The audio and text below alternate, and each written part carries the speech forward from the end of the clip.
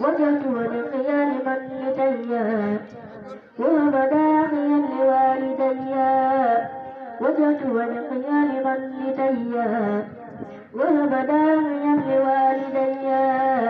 ونعت وجهي لهم بالحمد ذا توبة من خطئي وحمدي سلم على خير الورى محمد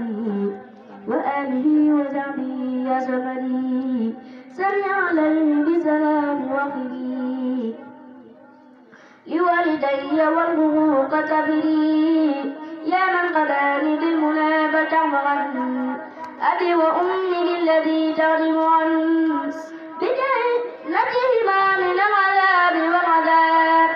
للمتبى ومن إليه المرتزاب اكتب له غير صلاة بسلام بآله وعنهما كف ملا أنت المغفور لغفرا ولهما ولذوي الإسلام وترحمهما لك توجهت أروم منك فوزهما وقد رضيت عنك اكتب لكل منهما سعادة دائمة يا من له إرادة نجيهما يا قبل متابي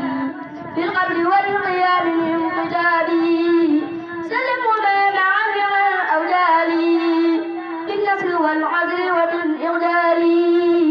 إقامهما ربك ما قربت يا تغير بإمام الأنبياء نبيك القدر ولا محمدي سلم عليك بالسلام سمدي بجاه عظيم زبن ديا واغفر به ولوالدي وارزق والدي خير معضلات وغير إفساد وغير تفسيرات ارزقهما في قبل والقيام والنذر والعدل وذل القيام ارزق قيام كل ليل بسواد ونجني من الغرور والغباء دعوتك اللهم يا مجيب بجاه من بجاه تجيب يا الله يا رحمن يا رحيم يا